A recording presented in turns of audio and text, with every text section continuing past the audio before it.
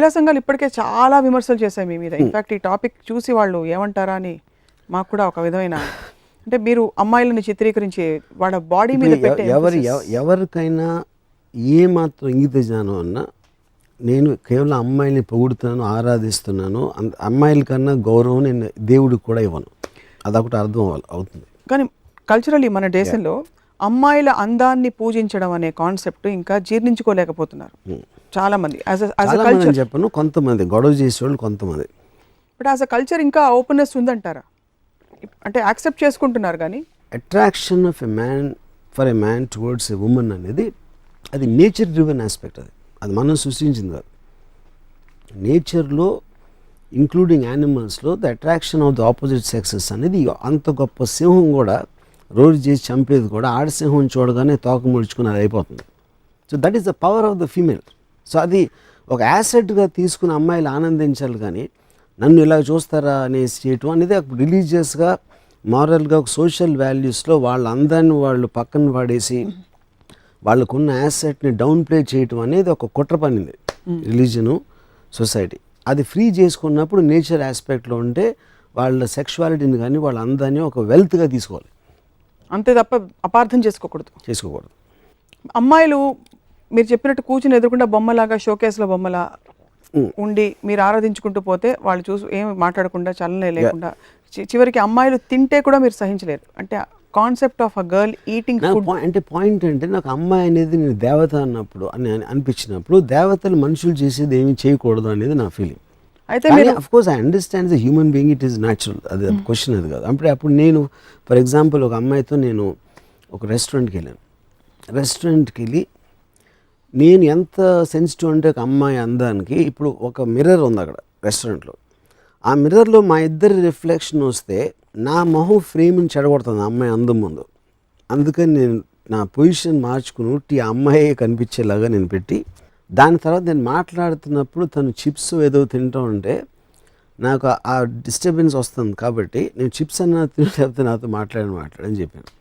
I'm okay with both you know. కానీ అప్పుడు నేను వెళ్ళిపోతాను ఇక్కడి నుంచి, బట్ నేను మాట్లాడుతున్నప్పుడు నువ్వు తినకూడదు అని చెప్పాను. బట్ అంటే ఆర్డర్ కదా అది, ఇట్ ఈస్ జస్ట్ బికాజ్ నాకు కలిగే ఆనందం, అమ్మాయి అందం చూస్తా ఆ 15 నిమిషాలు దాని నా లైఫ్లో 15 మినిట్స్ వేస్ట్ అయిపోతుంది. సో అప్పుడు ఆ వేస్ట్ అయిపోకుండా నేను వేరే పని చూసుకుంటాను, అయిపోయిన తర్వాత వస్తాను అని చెప్పాను. ఏమిటి ఆ ఎక్స్ప్రెషన్ అంటే మీ కాల్పనిక సుందరి ఎక్కడైనా ఉంటుందా అనేసి మీరు, ఐ థింక్ బెస్ట్ నేను చెప్పనా, ఇక్కడ పక్కనే షోరూమ్స్ ఉన్నాయి, మాల్స్, అక్కడ మ్యానక్విన్స్ తెచ్చి ఇంట్లో పెట్టుకోండి, వాటితో మాట్లాడుకోండి. లేవని ఎందుకు ఉంటున్నారు, ఆరాధించుకోవచ్చు కదా ఇంట్లో. మ్యానక్విన్స్, పిక్చర్స్ అన్ని ఉన్నాయి, ఎప్పుడు ఉన్నాయి మ్యానక్విన్స్, పిక్చర్స్.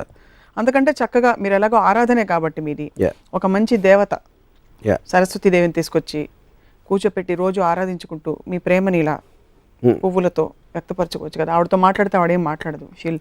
అది చేస్తున్నాను, అదే చెప్తున్నాను కదా. ఇప్పుడు అంటే వాళ్ళకన్నా అందమైన మ్యానిక్విన్స్ ఉన్నాయి, ఫోటోగ్రాఫ్స్ ఉన్నాయి, పెయింటింగ్స్ ఉన్నాయి.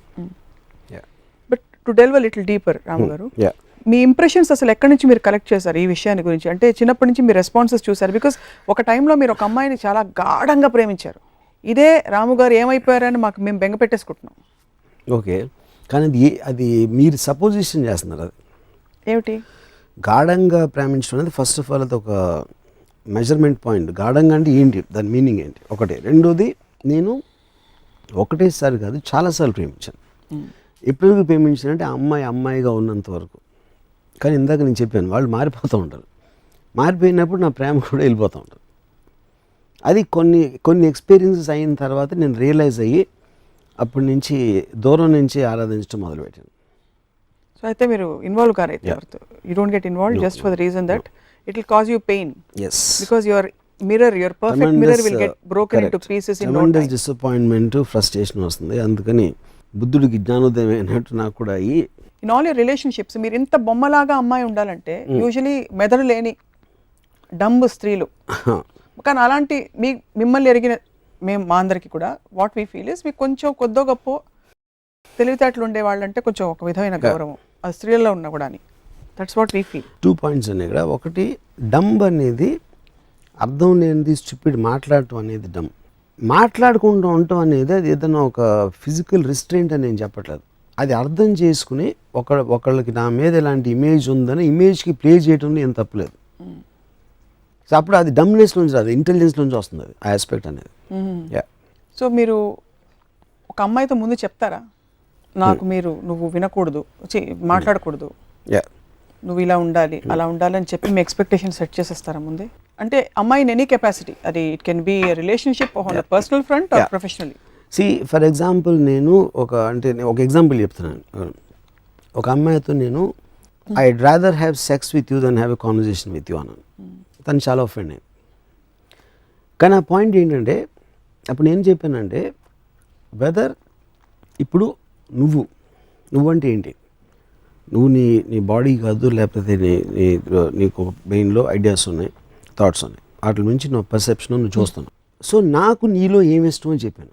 నువ్వు అన్నా హజారే మూమెంట్ మీద నీ ఒపీనియను, లేకపోతే నీ రూమ్ ఇంటీరియర్లో ఏం కలర్ కర్టన్ వేస్తే బాగుంటుంది అనే నీ అభిప్రాయాలు, లేకపోతే మీ పక్కింట్లో కుక్క అరుస్తూ ఉంటే నీకు చిరాకు వస్తుందని నువ్వు కంప్లైంట్ చేసే విషయాలు, వీటన్నిటికన్నా చాలా గొప్పది నీ అందం. కానీ ఈ అందం కన్నా నీకు ఆ కుక్క గురించో లేకపోతే అన్నా హజారే ఏం చేస్తాను దాని గురించి మాట్లాడే దాంట్లో నేను ఎక్కువ ఇంపార్టెన్స్ ఇవ్వాలి అని నువ్వు అనుకుంటే అది కేవలం నిన్ను నువ్వు అవమానపరచుకోవడం. నీకున్న అసలు యాసెట్ని మర్చిపోయి అర్థం లేని సంబంధం లేని యాసెట్ల మీద మన టైం వేస్ట్ చేయటం అనేది అది నువ్వు కించపరచుకోవటం అని చెప్పాను. అప్పుడు తనకు అర్థమైందో లేదో నాకు తెలియదు, కానీ అప్పటి నుంచి మాట్లాడటం మానేసింది తను. మీ ఎక్స్ప్రెషన్ ఏంటి నాకు అర్థం కావట్లేదు స్వప్న. నేను చెప్పిన దాంట్లో కొంచెం అన్న పాయింట్ ఉందా లేదా? నిజం నిజం నిజం నిజం చెప్పండి. కొంచెం ఎంత ఎంత ఎంత ఎంత కొంచెం నిజం ఉంది. Thanks, my point is made. Yeah, but see as a culture like I said, మనం ఇప్పుడు వర్మ గారికి మాత్రమే ప్రపంచం ఉంటూ విడిగా ఉండదు. అది ఉంటే కనుక మీకు మాత్రమే ఉంటుంది, మీరు మాత్రమే ఉంటారు, మీరే ఆడియన్స్, మీరే డైరెక్టర్, మీరే యాక్టర్. కానీ ఇప్పుడు మెయిన్ స్ట్రీమ్ సొసైటీలో ఇప్పుడు సిన్స్ రామోయిజం అనే కాన్సెప్ట్ కేవలం మీ భావజాలం మాత్రమే కాదు, ఏదో విధంగా మనుషులని కొంతైనా ప్రభావితం చేస్తుందని అనుకుంటున్నాం కనుక అమ్మాయిల పాత్ర నిర్మాణాత్మకంగా మారుతున్న ఈ రోజుల్లో మీరు కేవలం బ్యూటీ అంటే ఎలా? ఇందాక ఏమన్నాను, they two are separate things. Skill అమ్మాయి పాత్ర అని ఇందాక చెప్పాను, ఉసామా బిన్ లాదెన్ పట్టుకుంటానని. There are soldiers working. అంటే ప్రతి మగవాడు చేసే ప్రతిదీ చాలా చోట్ల అమ్మాయిలు బెటర్గా చేస్తున్నారు, which is a proven fact. But that is of course, but that is nothing to do with their sexuality. ఆ జెండర్కి సంబంధించిన ఇది విషయం కాదు, స్కిల్కి సంబంధించింది. బట్ మీరు ఏ రోజైతే స్కిల్కి 5 మార్కులు ఎక్కువ వేస్తారు. ఇప్పుడు నేను మ్యాక్సిమం రెస్పెక్ట్ ఇందాక చెప్పిన ఎయిన్ ర్యాండ్ నేను మామూలుగా చాలా నాన్ ఎమోషనల్ పర్సన్. నేను Ayn Rand documentary sense of life అని చూసి ఒక అమ్మాయి 20th ఇయర్లో రష్యన్ ఇమిగ్రెంట్ న్యూయార్క్ వచ్చి తను సాధించిన డాక్యుమెంటరీ చూస్తే నాకు నిజంగా నా కళ్ళు నీళ్ళు వచ్చేసినాయి. అంటే ఒక రకమైన హ్యాపీనెస్, ఒక ఎమోషనల్ అప్సర్జ్ తోటి. ఒక విధంగా చూస్తే ఐ డౌట్ ఇప్పుడు ఎయిన్ ర్యాండ్ ఒక మగోడై ఉంటే నాకు అలా వచ్చేదని. కానీ డిఫరెన్స్ ఏంటంటే అప్పుడు 1930 40 ఆ టైంలో అబ్సల్యూట్లీ ఫీమేల్ సెక్స్ అనేది అసలు ఏ విధంగా అంటే లిబరలిజం కానీ విమెన్ అప్లిఫ్ట్మెంట్ అనే రాని రోజుల్లో ఒక అమ్మాయి అంత స్టేజ్కి వెళ్ళిందంటే అది ఎక్స్ట్రాడినరీ. అంటే ఒక అండర్ డాగ్ ఎలిమెంట్ రైజ్ అయినట్టు. సో ఆ ఎలిమెంట్ ఒకటి యాడ్ అవుతుంది, ఎందుకంటే వీకర్ సెక్స్ అనేది ఒక సోషలాజికల్గా జెండర్ మీద ఇది ఉంది కాబట్టి వీకర్ అనేది ఆబ్వియస్లీ మీకు అండర్ డాగ్లోకి వెళ్ళిపోతుంది. అవును. సో అది ఒక పర్టికులర్ పీరియడ్ ఆస్పెక్ట్, దాని హిస్టారికల్ ఆస్పెక్ట్ అది. కానీ ప్రెజెంట్ డేలో ఒక 20 ఏళ్ళ అమ్మాయో లేకపోతే వాట్ ఎవర్ ఏజ్ గ్రూప్ నేను చెప్పేది, దాంట్లో నేను obviously the men and women are almost equal world over most of the countries. You know ఆ స్పేస్లో స్కిల్, ఎడ్యుకేషను, ఇండిపెండెన్స్ అన్నీ ఉన్నాయి కాబట్టి అది it becomes just brain aspect. కానీ అమ్మాయి అనే సెక్షువల్ జెండర్ ఆస్పెక్ట్ అనేది ఒక పర్టికులర్ ఒక ప్రత్యేకమైనది. దాని గురించి మాట్లాడుతున్నాను. సో మీ ఫోకస్ మీరు జూమ్ ఇన్ ఈ విషయంలో మాత్రం మీరు జూమ్ ఇన్ అక్కడ మాత్రం ఉంటారు, no zoom out only. So అమ్మాయి అంటే ఇంట్లో మీకు అత్తలు, పిన్నులు, అక్క అందరూ అమ్మాయిలే, చెల్లెలు ఓవర్. వాళ్ళందరితో మీరు ఎలా రిలేట్ అవుతారు? What is your equation with them? Do you look at them as women or you don't have అసలు ఆ థాటే రాదు? థాట్ రాదు నాకు. నేను అసలు వెళ్ళను. నేను అసలు నాకు ఫ్యామిలీస్ దగ్గరికి వెళ్ళను నేను అసలు. Even if it's your own daughter? You have a daughter. See my daughter calls me Ramu. నేనే చెప్పాను. దానికి రీజన్ ఏంటంటే నేను చెప్పాను, I don't like daughter sons ఇలాంటి రిలేషన్షిప్స్ ఫ్యామిలీ ఆస్పెక్ట్ అనేది.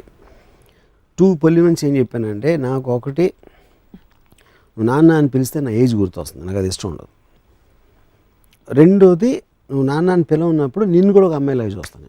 I look at every one like a women, you know. Yeah.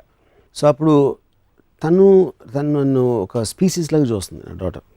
అంటే జూలో వెళ్ళినప్పుడు ఒక రకరకాల జంతువులు ఉన్నట్టు నన్ను కూడా ఒక జాతిలాగా చూస్తుంది. I like that, I'm okay with that. నాన్నలా చూడటం కన్నా జాతిలా చూస్తే చాలా బెటర్. సో వీళ్ళందరూ అంటే ఇతర హూఎవర్ మీ ఫ్యామిలీ మెంబర్స్, మీరు ఎవరితో అయితే అసోసియేట్ ఎవరో, మీరు అమ్మాయిలని బికినీల్లో చూపించి, స్విమ్ సూట్లో చూపించి ఇలా చేసినప్పుడు ఎప్పుడైనా కామెంట్ చేశారా? ఎవరు? మదర్ కానీ, సిస్టర్ కానీ? మేబీ అంటే వన్ స్పెసిఫిక్ పర్సన్ కదా, చాలా మంది చేస్తారు.